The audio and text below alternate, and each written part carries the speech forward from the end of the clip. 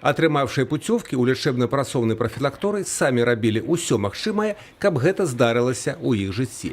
Не менш чым тройчы на працягу года асацыяльныя паводзіны ў нецвярозым стане кожнага траплялі ў поле зроку праваахоўных органаў. Іх папярэджвалі, пераконвалі дарэмна. Цяпер суд і цэлы год у спецыялізаваным прафілакторыі. Лицо, которое трижды привлекается к административной ответственности за совершение правонарушений в состоянии алкогольного опьянения, в случае установления заболевания хронический алкоголизм специальной медицинской комиссии предупреждается о возможности направления в лечебно-трудовой профилактории в случае повторного в течение года привлечения к административной ответственности за совершение правонарушения в состоянии алкогольного опьянения. Сацыяльны партрэт будучых пастаяльцаў лячэбна-працоўнага прафілакторыя прыкладна аднолькавы. Мужчыны сярэдняга ўзросту, не маючыя пастаяннага месца працы, схільныя да злоўжывання алкагольнымі напіткамі і сацыяльных паводзін, хаця самі яны так не лічаць. Ва ўсім вінавацяць жыццё і грамадства. Віталію Жабені 48 гадоў. Попадало так, после работы выпьешь, идешь, тут нарываешься. Немножко запах и все забирают. Я не знаю, беспредел. Вроде бы ничего, не орал, не озорничал, ничего, все нормально, не знаю. Может, в чем-то и сам виноват. Я все закодировался, я не знаю, что меня забрали, я уже перестал пить, я не пью. Геннадию Сапежуку 45, есть семья и дорослые дети. Так получилось.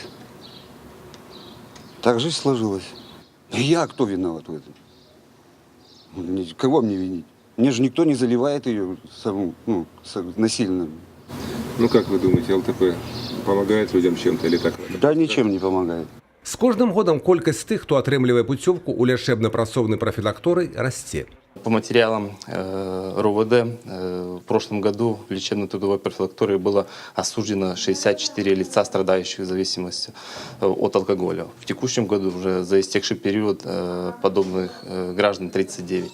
Але ёсць і надзея, што выхаванне працы ў лячэбна-працоўным прафілакторыі дазволіць многім стаць на шлях выпраўлення і вяртання да нармальнага ладу жыцця, гавораць у міліцыі. В большей степени какое-то влияние оказывает на правосознание данного человека, поскольку по прибытию с учреждения нами продолжается уделять особое внимание данному гражданину, разъясняются правовые последствия, доставляется человек в областной наркологический диспансер, в управление Центра по труду, занятости, социальной защиты населения, где оказывается ему социальная помощь. Процентов 80-90 выводы все-таки делают. Юрий Печур, Юрий Плинда, телерадиокомпания «Брест».